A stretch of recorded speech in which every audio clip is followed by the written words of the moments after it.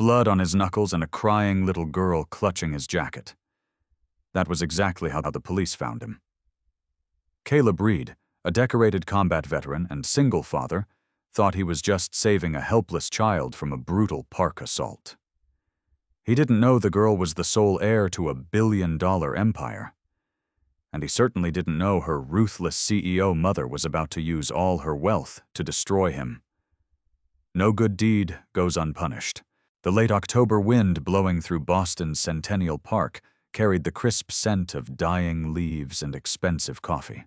Caleb Reid sat on a weathered wooden bench, his broad shoulders hunched forward as he watched his 6-year-old son, Sam, attempt to build a fortress out of fallen oak branches. Caleb wasn't supposed to be in this affluent part of the city. He lived 3 towns over in a cramped 2-bedroom walk-up, where the heat only worked when it felt like it. But today was Sam's birthday, and the boy had pointed to a picture of the famous Centennial Park playground in a library book. For his son, Caleb would walk to the ends of the earth. He adjusted his faded denim jacket, subtly shifting his weight to ease the dull, familiar ache in his left knee, a permanent souvenir from a mortar shell in the Arghandab River Valley. "Look, Dad!" Sam signed, his small hands moving with rapid, fluid grace. He pointed to his uneven pile of sticks. "Castle." Caleb smiled, the harsh, rigid lines of his scarred face softening instantly. "Beautiful," Caleb signed back, tapping his chin and bringing his hand down to his chest. "The best castle." Sam beamed, adjusting the hearing aids behind his ears before turning back to his work. Caleb leaned back, letting his eyes do what they were trained to do: scan the perimeter. Even 3 years out of the 75th Ranger Regiment, Caleb couldn't turn off the tactical overlay in his brain. He noted the exits, the blind spots behind the public restrooms, the affluent mothers in Lululemon ignoring their toddlers in favor of their smartphones, and the erratic movements of 3 teenagers loitering near the edge of the tree line. Caleb's eyes locked onto the teenagers. They were older, maybe 17 or 18. Dressed in expensive streetwear, they moved with the lazy, predatory arrogance of kids who had never faced real consequences. But it wasn't their clothes that caught Caleb's attention. It was their focus. They were zeroing in on a little girl. She couldn't have been older than 7. She was dressed in a pristine, navy blue pea coat, sitting alone by the duck pond, meticulously sketching in a leather-bound notebook. She looked entirely out of place, isolated and vulnerable. Caleb frowned, his posture straightening. Where were her parents? He scanned the immediate area. 50 yards away, a woman in a nanny's uniform was entirely engrossed in a frantic phone call, her back turned to the pond. The tallest of the teenagers, a heavy-set kid with a sharp jawline and a cruel smile, broke away from his friends and stepped into the little girl's personal space. Caleb's heart rate remained steady, but his muscles tightened. The teenager kicked the girl's sketchpad into the dirt. The little girl jumped, her eyes wide with sudden terror. She reached for the book, but the teenager slammed his heavy boot down on it. He leaned in, crowding her. His 2 friends flanked her on either side, cutting off her escape route. It looked like a classic, albeit vicious schoolyard bullying session. But Caleb's combat-honed instincts screamed that something was wrong. The tall kid wasn't just mocking her. He was checking his watch. He kept glancing toward the service road behind the pond, where a windowless gray utility van was idling in a strict no-parking zone. The teenager reached out and aggressively grabbed the little girl by the arm, dragging her to her feet. She opened her mouth to scream, but the kid's hand clamped hard over her face. That was it. The threat was active. Caleb didn't run. Running caused a scene. It gave the enemy time to react. He moved with a terrifying, purposeful speed, closing the 60 yards in seconds. "Hey!" Caleb's voice was a low, guttural bark that commanded immediate compliance. The 3 teenagers snapped their heads toward him. The leader, still holding the struggling girl, sneered. Back off, old man. This ain't your business. Let the girl go, Caleb said, his voice entirely devoid of emotion. He stopped precisely 3 feet away, striking distance.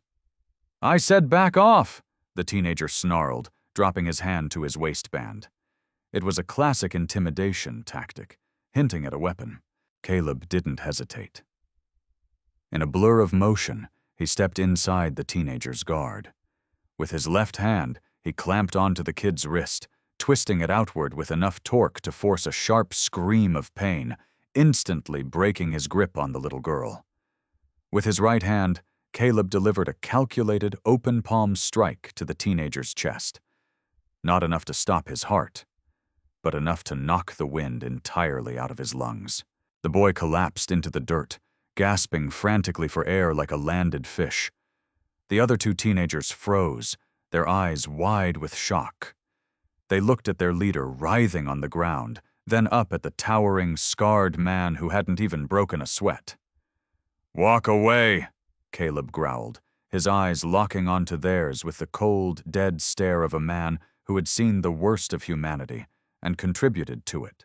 They ran. They didn't even help their friend. The breathless leader finally managed to scramble to his feet, clutching his chest, and stumbled after them, disappearing into the tree line. Caleb didn't chase them. His priority was the civilian. He turned to the little girl.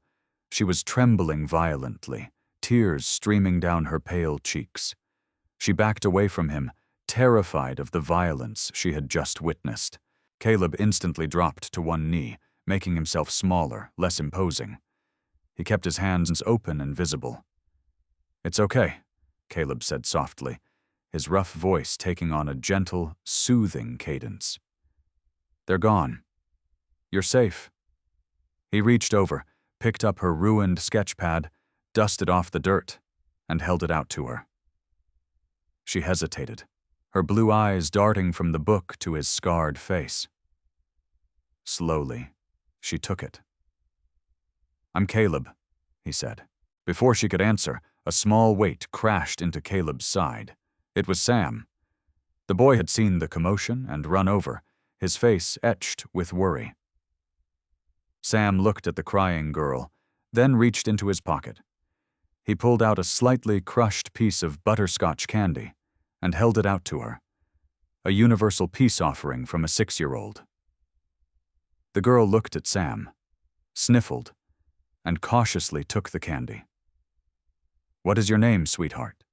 Caleb asked gently. Lily, she whispered, her voice barely audible. Okay, Lily, let's go find your— Get your hands off her! A hysterical voice shrieked. Caleb turned just in time to see the nanny sprinting toward them, her face pale with panic. But she wasn't alone. From the main road, the screech of heavy tires drowned out the ambient noise of the park. 3 black Cadillac Escalades jumped the curb, tearing through the grass and tearing up the pristine landscaping before slamming to a halt just 50 feet away. Tiffany Smith did not tolerate failure, and she certainly did not tolerate being out of control.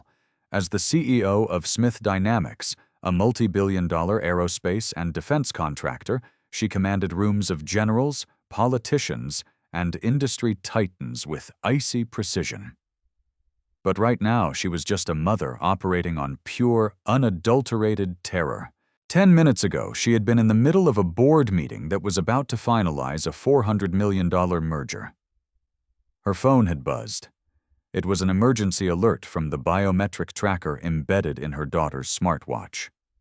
The alert indicated an extreme spike in Lily's heart rate, followed by a sudden violent shift in location near the park's perimeter. Tiffany had walked out of the boardroom without a word, terrifying her executives, and mobilized her private security detail. Now, as the armored SUV came to a violent halt, Tiffany shoved the heavy door open before the vehicle had even fully settled. She was a striking woman, sharply dressed in a tailored charcoal Armani suit, her dark hair pulled back into a severe twist, but her face was a mask of sheer panic. She sprinted across the grass, her security team, 4 massive men in dark suits, flanking her in a tight diamond formation. What she saw made the blood freeze in her veins. Her precious 7-year-old daughter was standing near the edge of the pond, clutching her ruined notebook, crying.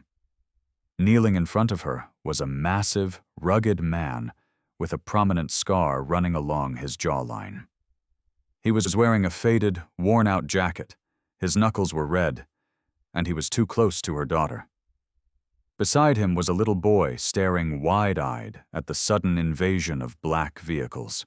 To Tiffany's terrified, adrenaline-fueled mind, the narrative was instantly clear. This drifter, this street thug, had tried to take her daughter. "Lily!" Tiffany screamed, pushing past her head of security, Gregory Hayes. Lily turned, and a sob broke from her chest. "Mommy!" The girl ran, throwing herself into Tiffany's arms. Tiffany dropped to her knees, burying her face in her daughter's hair, her hands frantically checking the girl for injuries. She saw the red marks on Lily's wrist where the teenager had grabbed her. Tiffany's fear instantly transmuted into a blazing, blinding rage. She looked up at Caleb, who had stood up and was calmly placing a protective hand on his son's shoulder. "Take him down," Tiffany ordered, her voice vibrating with venom. Gregory Hayes and 2 other security operatives drew their batons and advanced on Caleb. Caleb's eyes narrowed. He didn't take a fighting stance. He knew exactly what this was. He was severely outgunned, and escalating the situation with private military contractors in front of his son was not an option. "Hold on," Caleb said, keeping his voice steady and his hands raised. "You've got the wrong idea. Some teenagers were harassing her. I stepped in." "Liar!" the nanny cried out, finally reaching the group. She was hyperventilating, desperate to cover her own negligence. "I looked away for 1 second, Ms. Smith, I swear. I heard shouting and I saw him fighting. He's the one who hurt her." Tiffany stood up, holding Lily tightly behind her legs. She glared at Caleb with a hatred so intense it felt physical. "You filthy animal. You thought you could target my family? You picked the wrong child." In the distance, the wail of police sirens pierced the air. The park-goers who had witnessed the tail end of the altercation, seeing a large, scarred man standing over a gasping teenager, had called 911. 3 Boston PD cruisers swarmed the area, lights flashing. Officers poured out, hands resting cautiously on their holstered weapons. The scene was chaotic. A frantic billionaire, a crying child, shouting private security, and Caleb standing perfectly still in the center of it all.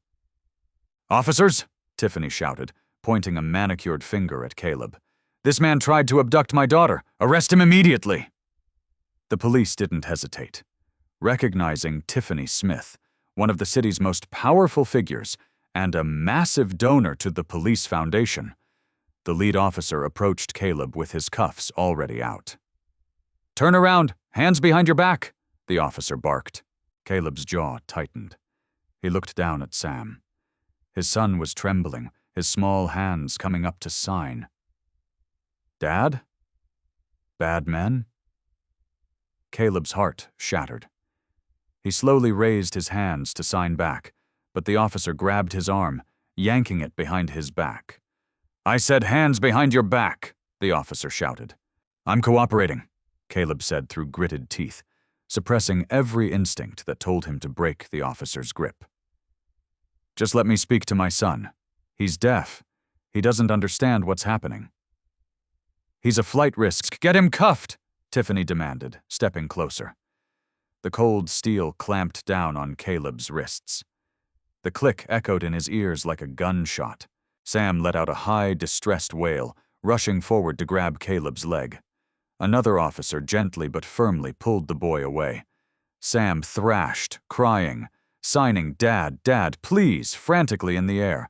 Caleb locked eyes with his son. Even with his hands bound behind his back, Caleb mouthed the words clearly, deliberately, so Sam could read his lips. "I will come back. Be brave. I love you." "Where is my son going?" Caleb demanded, turning his fierce gaze to the arresting officer. "He has nowhere to go. My wife is dead." "Child Protective Services will take custody until this is sorted out," the officer said, pushing Caleb towards the cruiser. Caleb stopped walking, his dead weight forcing the officer to halt. He turned his head and locked eyes with Tiffany Smith. The billionaire CEO didn't flinch, but she felt a sudden, inexplicable chill run down her spine. The man didn't look like a caught criminal. He looked like a caged lion, burning with a quiet, terrifying, righteous fury. "You are making a mistake," Caleb said, his voice dropping to a low whisper that somehow cut through all the noise. "You are traumatizing my son, and you are letting the people who actually hurt your daughter get away." "Put him in the car!" Tiffany spat, turning her back on him. As the cruiser door slammed shut, separating him from the sound of his son's crying, Caleb leaned his head against the reinforced glass. The war hadn't ended when he came home. It had just changed battlefields. The interrogation room at the 14th Precinct was exactly like every other holding cell in the country, smelling of bleach, stale sweat, and cheap coffee. Caleb sat at the metal table, his hands still cuffed to the iron ring bolted to the center. He hadn't spoken a word in 3 hours. He just stared straight ahead, his mind completely focused on Sam. Where was he? Was he terrified in some sterile CPS office? Did they know not to take his hearing aids out at night, or he'd have night terrors? The heavy metal door swung open. Detective James Mitchell walked in, carrying a manila folder and a steaming cup of coffee. Mitchell was a seasoned cop, tired and cynical, but he had a reputation for thoroughness. He set the coffee in front of Caleb and sat down across from him. "Caleb Reid," Mitchell said, opening the folder. 34 years old, honorable discharge from the United States Army, 75th Ranger Regiment, 2 Bronze Stars, Purple Heart, clean civilian record, currently employed as a heavy machinery mechanic. Caleb didn't blink. He just stared at the detective. "You don't fit the profile of a park predator, Caleb," Mitchell said softly, leaning back. "But I've got the most powerful woman in New England sitting in the captain's office upstairs, threatening to have my badge, my pension, and my dog if I don't charge you with attempted kidnapping and assault on a minor." "Where is my son?" Caleb's voice was like grinding gravel. "He's safe. He's with a CPS emergency caseworker. They got an ASL interpreter for him," Mitchell assured him. "But Caleb, you need to talk to me. The nanny says you attacked the girl. A couple of park-goers say they saw you beat up a teenager for no reason. What the hell happened out there?" "A teenager attacked the girl," Caleb said flatly. 2 others flanked her. A gray utility van was idling on the service road. It was a coordinated snatch and grab disguised as a bullying incident. I neutralized the immediate threat. They fled. Mitchell frowned, jotting something down. "A van? No one else mentioned a van." "Because no one else was paying attention," Caleb replied, his eyes cold. "Check the cameras?" "We are," Mitchell sighed. "But Smith's people have their own tech guys, and they're demanding to process the footage first." Meanwhile, 5 miles away, at Boston Children's Hospital, Tiffany Smith paced the length of a private VIP pediatric suite. Lily had been examined, cleared of any serious physical injuries, and was now sleeping exhaustedly in the hospital bed, clutching the ruined sketchbook to her chest. Tiffany's phone rang. It was Gregory Hayes, her head of security. "Ms. Smith," Hayes's voice came through the earpiece, heavy and hesitant. "Are you somewhere private?" "What is it, Greg? Did the police charge him yet? I want that animal buried under the jail." "Ma'am, I don't think you should push for charges." Tiffany stopped pacing. Her blood spiked. "Excuse me? He laid hands on my daughter." "Ma'am, we just pulled the raw, unedited CCTV footage from the park's northern utility pole. It took time to enhance the resolution because it was zoomed out, but I need you to see this." A video file pinged on Tiffany's encrypted tablet resting on the bedside table. She snatched it up, her hands trembling slightly, and tapped the screen. The black and white security footage played. It was taken from a high angle. She saw her daughter sitting by the pond. She saw the nanny 50 yards away, engrossed in her phone. Then, she saw the 3 teenagers approach. Tiffany's breath hitched as she watched the tallest boy kick Lily's book. She watched him grab her daughter. But with the enhanced resolution, she saw something that made her stomach drop into an endless abyss. The boy hadn't just grabbed Lily's arm. His other hand held a small, dark square, a cloth rag. He was trying to clamp it over Lily's nose and mouth. At the edge of the frame, a gray van crept into view, its side door sliding open. A man in a dark ski mask was waiting inside. Tiffany let out a choked gasp, covering her mouth with her hand. It wasn't a bully. It was an extraction team. They were trying to kidnap her daughter. Then, the footage showed Caleb. He didn't look like a predator. He moved like a missile. Tiffany watched, entirely spellbound, as the rugged, scarred man closed the distance in a blur.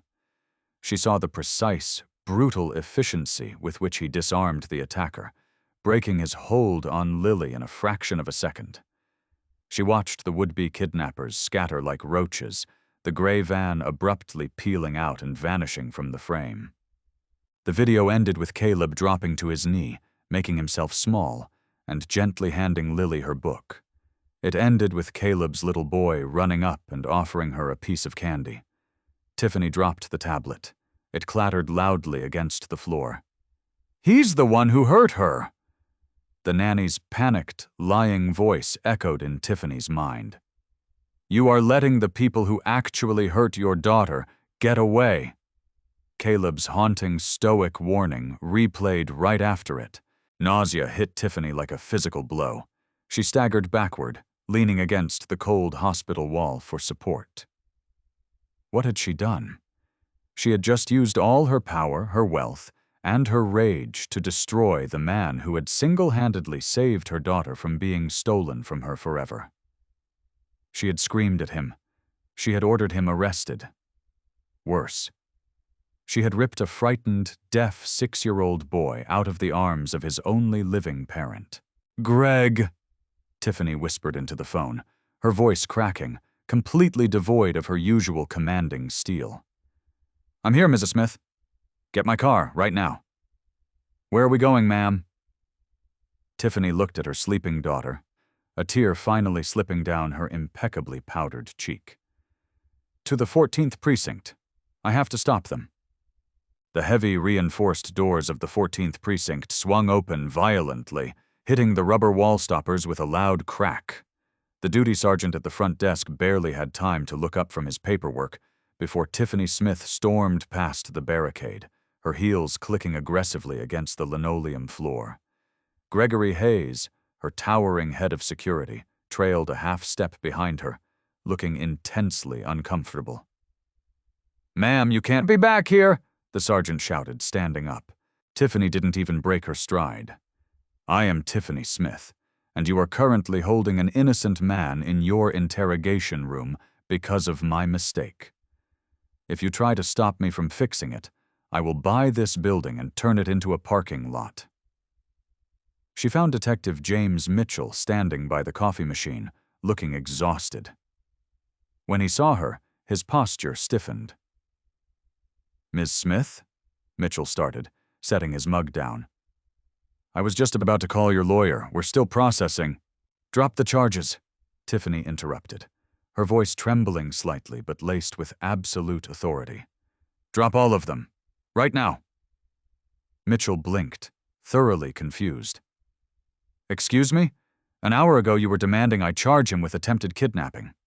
"I was wrong," Tiffany said, the words tasting like battery acid in her mouth. She had never been wrong. Not like this. Not with stakes this high. "We reviewed the unedited park security footage. Mr. Reid did not attack my daughter. He saved her from a coordinated abduction attempt. There was a gray utility van waiting on the service road. I want the men in that van found, Detective. But first, I want Caleb Reid released." Mitchell stared at her for a long second, then let out a heavy sigh, running a hand over his face. He didn't ask questions. He just pulled out his key ring. Down the hall, the metal door to interrogation room 3 unlocked with a heavy clank. Caleb hadn't moved an inch. He was still staring at the blank cinder block wall, his mind thousands of miles away, calculating survival odds for a son who was currently trapped in the bureaucratic nightmare of the foster system. Mitchell walked in, followed closely by Tiffany. Caleb's eyes flicked to them, cold and indifferent. "You're free to go, Reid," Mitchell said, unlocking the handcuffs from the metal table. "Charges are dropped. Ms. Smith brought new evidence to light." Caleb rubbed his raw, bruised wrists. He didn't look at Tiffany. He stood up slowly, his imposing 6'2" frame suddenly making the small room feel suffocatingly tight. He walked toward the door. "Mr. Reid," Tiffany said softly, stepping into his path. Caleb stopped. He looked down at her. The fury in his eyes wasn't a roaring fire. It was absolute, freezing zero. I don't have the words to apologize for what I've done," Tiffany said, her usual corporate armor completely shattered. "You saved my little girl, and in return, I acted on blind panic. I was terrified. Please, let me compensate you. Let me pay for your legal fees, your time, anything." "Where's the Department of Children and Families building?" Caleb asked Mitchell, ignoring Tiffany entirely. "Washington Street," Mitchell replied quietly. "3rd floor. I've already called ahead to the emergency caseworker. They know you're coming to pick him up." "Thank you," Caleb said. He moved to step around Tiffany, but she reached out, lightly touching his sleeve. "Please, Mr. Reid, tell me how to fix this." Caleb looked at her hand until she slowly pulled it back. "You can't fix a traumatized child with a check, Ms. Smith," Caleb said, his voice a low, terrifying rasp. "My son's world is entirely silent. He relies on me to translate it for him. Today, the only thing he understood was that the bad guys wear suits and the police take good people away. Stay away from us." 20 minutes later, Caleb pushed through the frosted glass doors of the DCF office. The waiting room smelled of stale graham crackers and industrial floor cleaner. In the corner, sitting in a plastic chair that was too big for him, was Sam. The boy's knees were pulled up to his chest, his head buried in his arms. An ASL interpreter was sitting nearby, looking helpless. "Sam," Caleb breathed out. The boy didn't hear him, but he felt the heavy, familiar vibration of his father's boots on the floorboards. Sam's head snapped up. His eyes were red and swollen. With a silent, ragged sob, the boy launched himself across the room. Caleb dropped to his knees and caught him, burying his face in his son's shoulder, wrapping his large, scarred arms around the small boy like a protective shield. Sam pulled back just enough to rapidly sign, his small hands trembling. "You came back. You promised. You came back." "I will always come back," Caleb signed, his hands moving with steady, deliberate grace, despite the adrenaline still shaking his core. "Always. I love you, buddy." They walked out into the cold Boston night. Caleb knew they were safe for the moment, but his tactical brain was already running worst-case scenarios. Those men in the park weren't random thugs. They were organized, and Caleb had put his hands on them. In his experience, professionals didn't like loose ends. The penthouse office of Smith Dynamics overlooked the sprawling Boston seaport, a monument to glass, steel, and ruthless capitalism. But tonight, the $400 million Vanguard Aerospace merger was the furthest thing from Tiffany Smith's mind. She sat behind her massive mahogany desk, the security footage from the park looping silently on her monitor. Gregory Hayes stood at attention by the door. In the center of the room sat Chloe, the 22-year-old nanny, weeping hysterically into her hands. "I didn't know!" Chloe sobbed. "I swear to God, Ms. Smith, they just told me to look the other way for 2 minutes!" Tiffany's expression was carved from ice. "Who is they, Chloe?" "A man. A man with a British accent. He cornered me at the coffee shop near Lily's school 3 days ago. He knew about my student debt. He knew about my mother's medical bills. He said if I just took a phone call at the park and walked 50 yards away, $50,000 would be wired to an offshore account in my name. He promised they wouldn't hurt her. He said it was just a custody scare." "You sold my daughter for $50,000, Tiffany whispered, the sheer depravity of it making her physically ill. She looked at Hayes. "Hand her over to Detective Mitchell. Make sure she is charged as an accessory to attempted kidnapping." As Hayes dragged the sobbing girl out of the office, Tiffany leaned back, staring at the ceiling. A professional crew. An offshore wire transfer. Someone knew Lily's exact schedule and had the resources to coordinate a daylight extraction.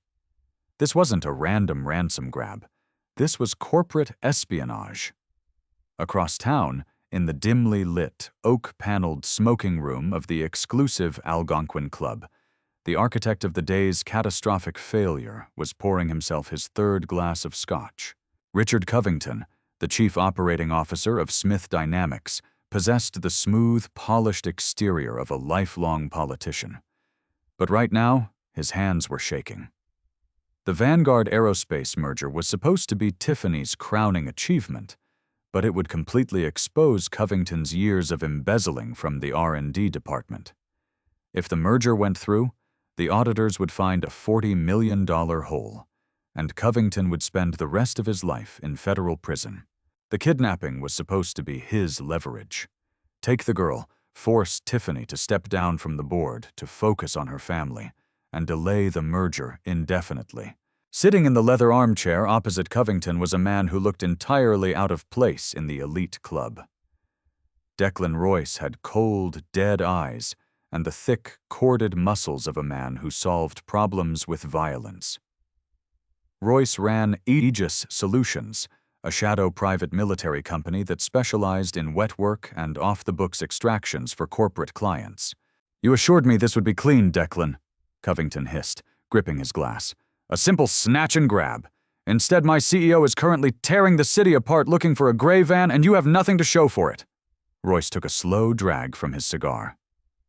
"The plan was solid, Richard. The girl was isolated. The nanny was bought. My team moved in exactly on schedule. What I didn't account for was a rogue variable intervening. A bystander? Your elite operatives were fought off by a good Samaritan?" Covington scoffed. "Not a Samaritan," Royce corrected, tossing a manila folder onto the coffee table. "My tech guy ran facial recognition from a bystander's cell phone video uploaded to a local news site. His name is Caleb Reid. He's not a park dad. He's a former E7 in the 75th Ranger Regiment. Multiple combat deployments, honorable discharge. The man is a lethal weapon, Covington. My boys didn't stand a chance in hand-to-hand combat." Covington stared at the photo of Caleb in the folder. The scarred jaw, the cold, calculating eyes. Panic clawed at his throat. "He saw your men. He saw the van," Covington said, his voice rising in pitch. "Tiffany is mobilizing Smith Dynamics security apparatus. If she connects the dots to me, I'm dead. And if I go down, Declan, you go down with me." Royce casually tapped the ash from his cigar. "Relax, Richard. The problem is already being handled. Reid got lucky today, but he's a civilian now. He lives in a shitty apartment in Southie. I'm sending a cleanup crew tonight. We tie up the loose end, and tomorrow we try again for the girl. This time we don't hold back." "Just make sure it's done," Covington snapped. "Leave no trace." Caleb Reid's apartment was cramped, smelling faintly of old brick and the industrial hand soap he used to scrub the grease off his hands after a long shift at the Dorchester machinery yard. The heating pipes clanked erratically, a percussive soundtrack to the suffocating silence of the night. Sam was finally asleep in the tiny bedroom down the hall, his hearing aids resting on the nightstand. Caleb wasn't sleeping. He sat in the dark living room, fully dressed in dark cargo pants and a black thermal shirt. On the scratched coffee table in front of him sat a disassembled Glock 19. He was meticulously cleaning the parts, his large hands moving with the blind, practiced efficiency of a man who had done this under enemy fire. His tactical assessment of the situation was grim, categorized neatly in his mind. The threat. The kidnappers were organized, well-funded, and highly motivated. They had a getaway vehicle on standby and a paid informant, the nanny. The vulnerability. Caleb had disrupted a high-stakes operation. He was an identified target. The asset, Sam. His son was unprotected. Caleb reassembled the weapon with a sharp, metallic click and racked the slide. He wasn't paranoid. He was prepared.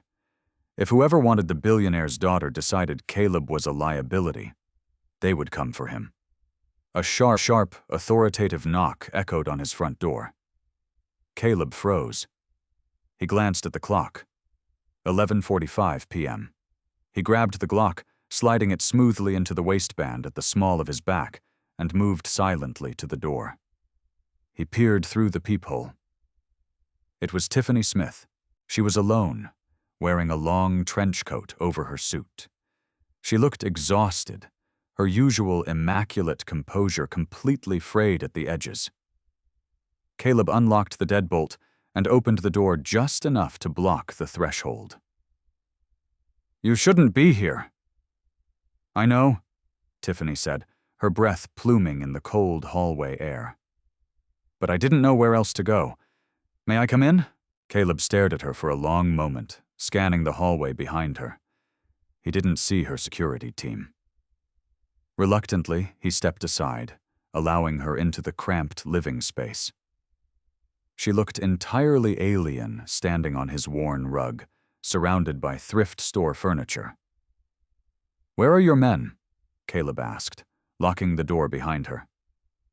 "I left them at the estate with Lily," Tiffany replied, her eyes sweeping over the dark apartment before landing on Caleb.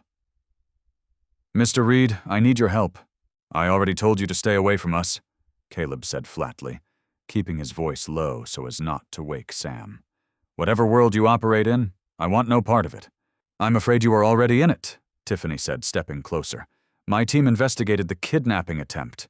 It was an inside job. Someone in my own company paid my nanny to look the other way. The police are moving too slowly, and I can't trust my own people anymore. Whoever orchestrated this has billions of dollars on the line. They will try again."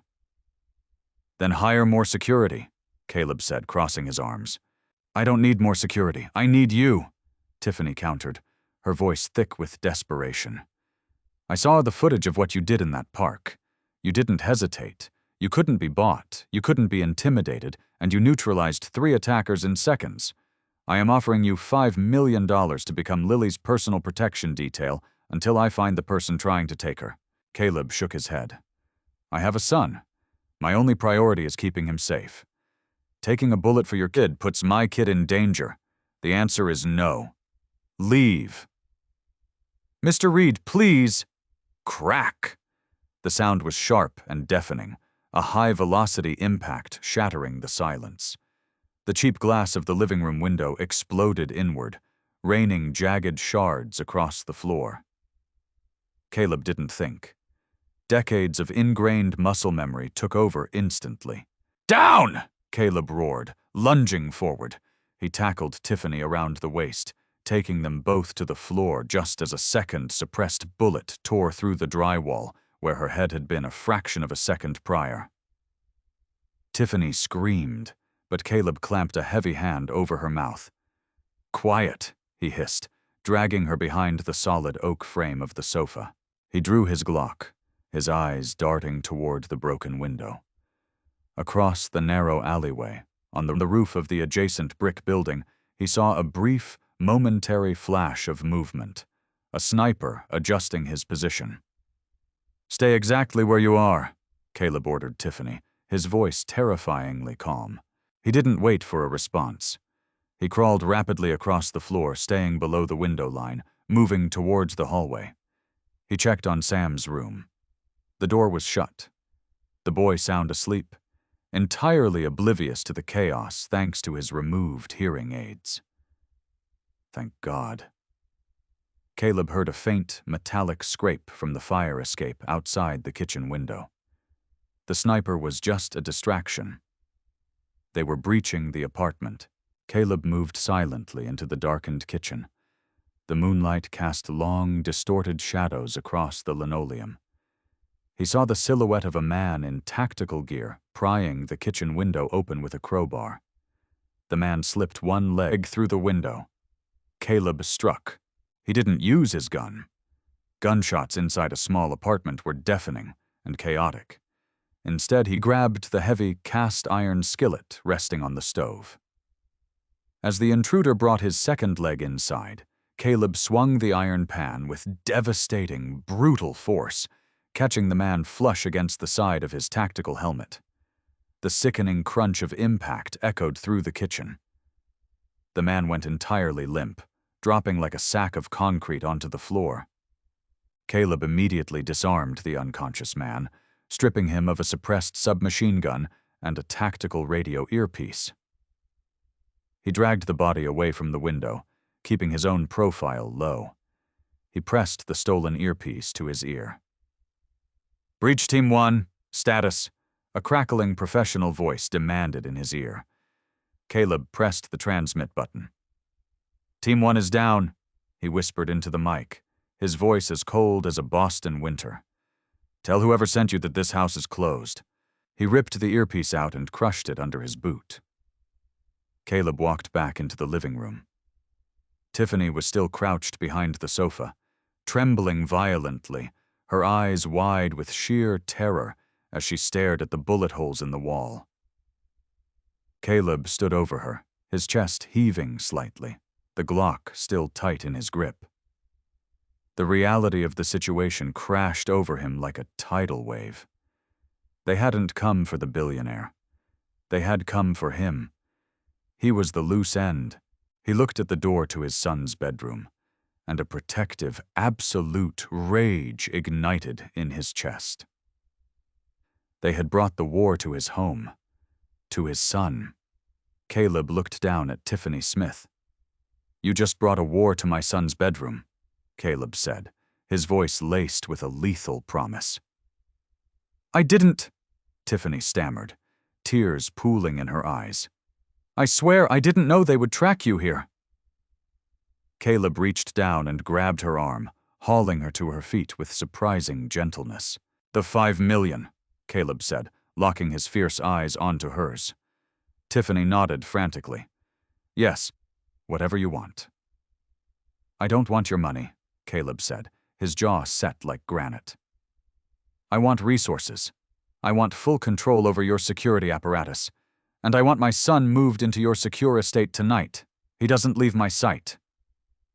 "Done," Tiffany agreed instantly. "Anything." "Good," Caleb said, racking the slide of the stolen submachine gun.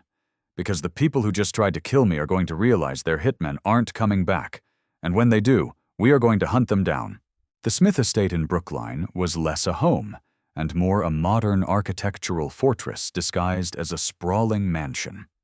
Surrounded by wrought iron gates reinforced with steel crash barriers, the property was bathed in the harsh, artificial glow of high-lumen security lights. When the armored Cadillac Escalade breached the gates at 2 a.m, the rain had just begun to fall, slicking the cobblestone driveway in a sheet of black ice. Caleb Reid stepped out of the vehicle, his eyes immediately scanning the perimeter. He carried his sleeping son, Sam, against his chest, the boy's face buried into his father's shoulder. Tiffany Smith emerged from the opposite side, her trench coat soaked, her hands shaking from the adrenaline crash of the apartment shootout. Gregory Hayes, Tiffany's head of security, rushed down the marble steps of the grand entryway, flanked by 3 men armed with tactical shotguns. "Miss Smith, we lost contact with you for over an hour. Are you hurt?" Hayes demanded, his eyes darting aggressively to Caleb. "What the hell is he doing here?" "Stand down, Gregory," Tiffany commanded, her voice regaining its corporate steel as she walked up the steps. "Mr. Reid is taking over the detail, effective immediately." Hayes froze, his face flushing dark red. "Ma'am, with all due respect, I run this security team. He's a civilian mechanic. Caleb didn't wait for Tiffany to argue. He walked straight up to Hayes, his height and sheer physical presence forcing the larger man to take an involuntary half-step backward.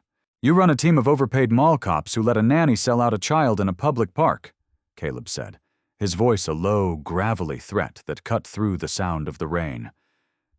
"You have a 5-acre perimeter, and your men are standing in the light, making themselves perfect silhouettes for any optic scope within 1,000 yards. Turn off the exterior floods, pull your men inside the stone walls, and secure the fatal funnels, the doorways and stairwells. Do it now, or hand me your weapon and go home." Hayes looked to Tiffany.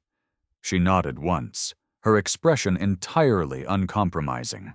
Swallowing his pride, Hayes tapped his radio earpiece. "Kill the exterior lights. Fall back to interior defense point Alpha." Inside the mansion, the air was warm and smelled of expensive cedar and lemon polish. Caleb gently carried Sam upstairs to the reinforced safe room, a massive converted master suite with ballistic glass and steel core doors. Lily was already there, curled up on a plush velvet sofa, clutching a teddy bear. When Caleb set Sam down on the adjacent bed, the boy stirred. He rubbed his eyes, realizing he was in a strange, palatial room.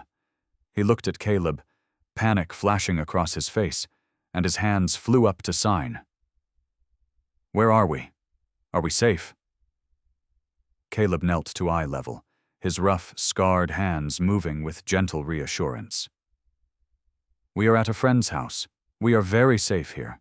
You go back to sleep. Dad is on watch." Sam looked over and saw Lily. The little girl gave him a small, hesitant wave. Sam managed a tiny smile, pulled the heavy duvet over his shoulders, and closed his eyes. Tiffany stood in the doorway, watching the silent exchange. She had negotiated with ruthless warlords and hostile corporate raiders, but watching this hardened combat veteran tenderly communicate with his deaf son stirred something profoundly human within her, a deep, aching respect. Caleb stood up and walked out into the hallway, pulling the heavy steel door shut until it clicked on its biometric lock.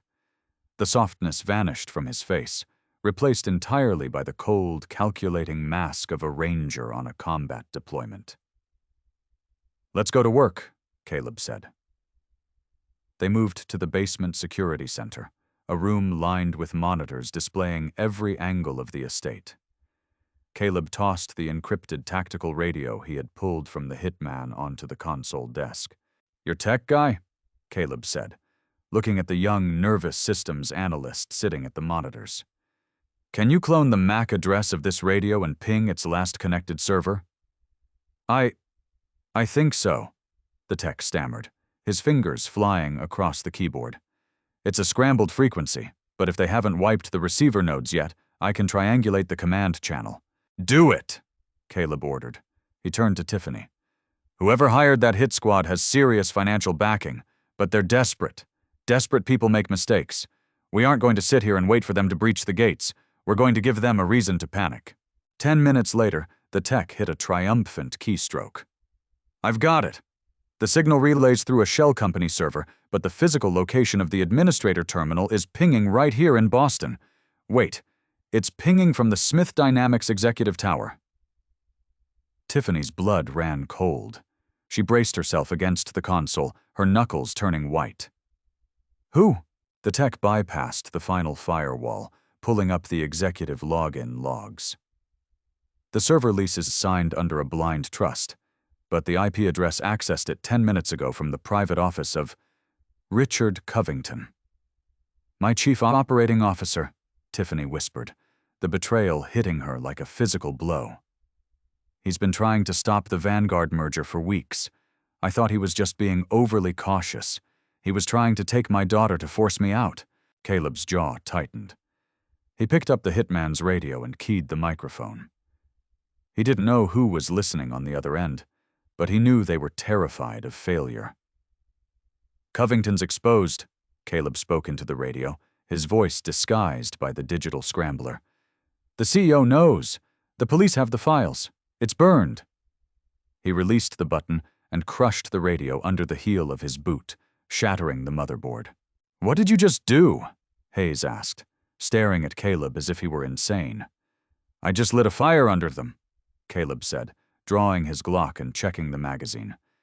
"Covington is a coward in a suit, but the men he hired are professionals. When professionals realize their employer is exposed, they don't run. They scrub the operation. And right now, Tiffany, Lily, and I are the only living witnesses. They are coming here tonight to wipe the board clean." In the oak-paneled smoking room of the Algonquin Club, Declan Royce hurled his crystal whiskey glass against the stone fireplace. It shattered, raining glass over the dying embers. "What do you mean the team went dark?" Richard Covington shrieked, pacing the floor like a cornered rat. His silk tie was undone, his face slick with terrified sweat. "You told me Reid was a nobody. You told me it was handled." Royce gripped Covington by the collar of his expensive suit and slammed him against the mahogany wall, knocking the breath from the executive's lungs. "The team at the apartment is dead or captured, Richard," Royce snarled, his cold eyes burning with a violent intensity. "And someone just broadcasted on our encrypted frequency that you are exposed, which means that Ranger didn't just survive, he's hunting us." "Tiffany knows," Covington gasped, his eyes wide with sheer panic. "If Tiffany knows, I'm dead. I'm going to federal prison. We have to run. I have the offshore accounts." "I don't run," Royce interrupted, drawing a massive, suppressed .45 caliber tactical pistol from his shoulder holster. "I leave no witnesses. Your CEO and the Ranger are at her Brookline estate. If she hasn't called the police yet, it means she's keeping it off the books to protect her company's stock before the merger. That's her fatal flaw." "You can't assault the Smith estate," Covington cried out. "It's a fortress." "A fortress guarded by corporate bodyguards who have never seen a real war," Royce sneered. "I'm taking my primary strike team. We breach, we eliminate Tiffany, the kid, and the Ranger. We make it look like a home invasion gone wrong. You stay here, Richard. If I don't come back, put a bullet in your own head, because the Ranger will do much worse to you." At 3:15 a.m., the storm over Boston escalated into a torrential downpour, accompanied by violent cracks of thunder that shook the windows of the Smith estate. Caleb stood in the grand foyer, completely silent, bathed in the shadows of the sweeping double staircase. He had strategically plunged the entire first floor into absolute darkness. He wore a tactical vest he had requisitioned from Hayes's armory, armed with a suppressed M4 carbine and 2 sidearms. Hayes and his 3 remaining men were positioned at the rear of the house, guarding the kitchen and servant entrances. Crack. It wasn't thunder, it was the distinct, muted sound of a high-voltage transformer blowing out.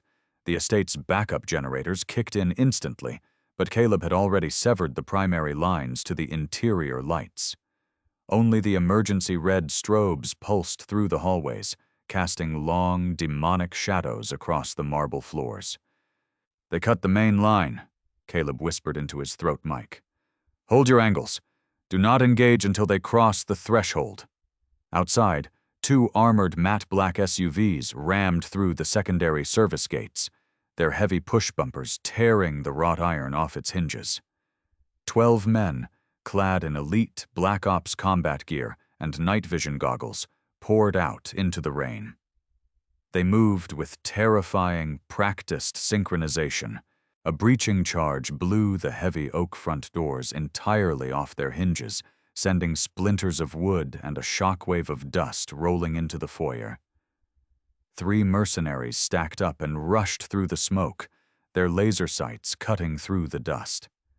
They expected corporate security guards cowering behind furniture. They did not expect a 75th Ranger Regiment ambush. From his elevated, concealed position halfway up the staircase, Caleb opened fire. He didn't spray wildly. He fired precise, double-tap bursts. 2 suppressed coughs from his rifle, and the lead mercenary dropped instantly, a round piercing the vulnerable gap above his ceramic chest plate. The second man tried to pivot, aiming his laser up the stairs, but Caleb was already moving.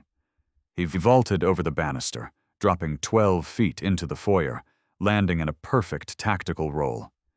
He came up firing, taking the second man down before his boots had even settled on the marble. "Contact front! He's in the foyer!" the third mercenary screamed, diving behind a shattered piece of the oak door. Caleb tossed a flashbang grenade he had taken from the hitman earlier. It bounced exactly twice before detonating with a blinding, ear-shattering concussive blast. The third man screamed, clutching his eyes. Caleb eliminated him with clinical efficiency. "3 down," Caleb spoke calmly into his radio. "They are breaching the rear. Hayes, report."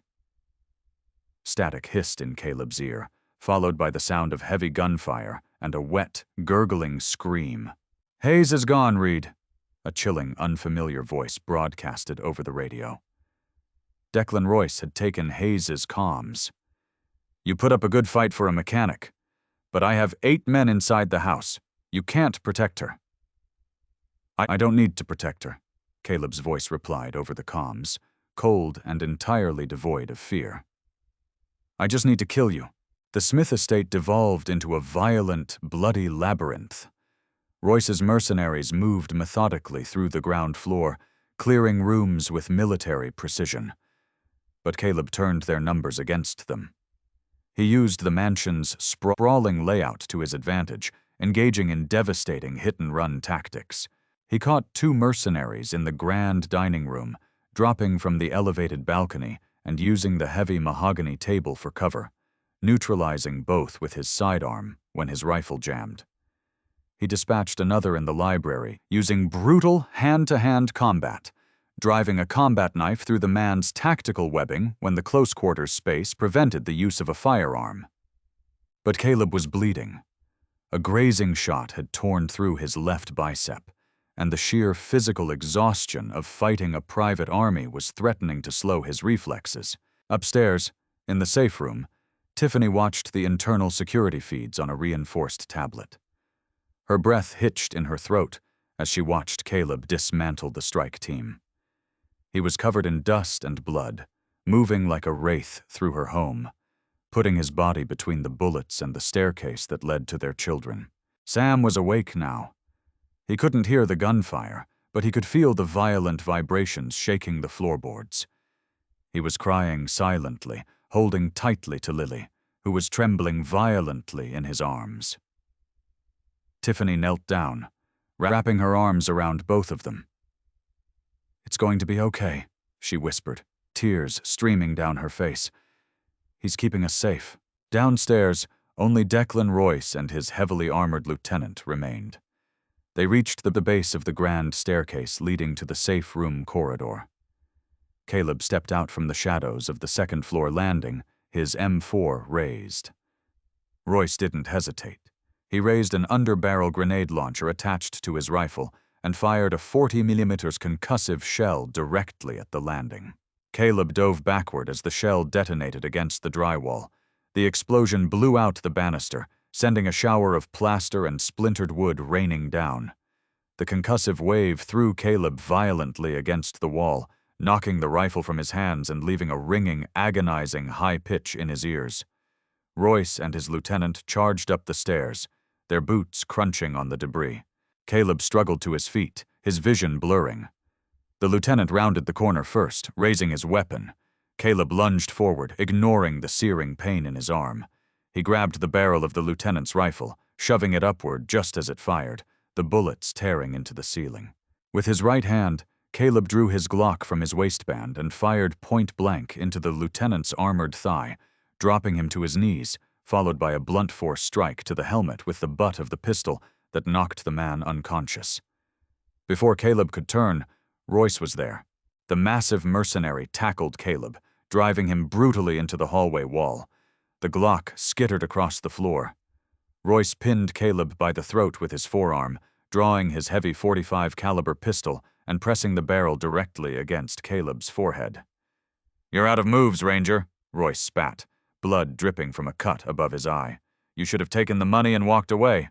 Caleb's vision was narrowing, his oxygen cut off by the crushing weight on his windpipe.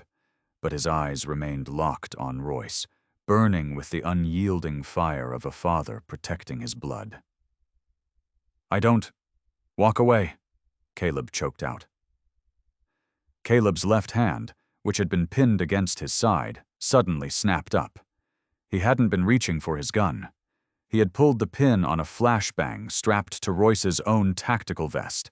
Royce looked down, his eyes widening in sheer horror. "You crazy son of a—" Caleb used his right arm to brutally shove Royce backward and threw himself flat onto the floor, covering his head. The flashbang detonated between them in the narrow hallway. The blast was devastating in close quarters. Royce took the brunt of the concussive force. He screamed, dropping his weapon, stumbling blindly backward, his eardrums ruptured and his vision completely whited out. Caleb didn't give him a second to recover. Rising through the smoke, Caleb grabbed Royce's discarded .45 from the floor. He stepped forward and fired 2 rounds directly into Royce's chest plate, the sheer kinetic impact dropping the massive mercenary flat on his back.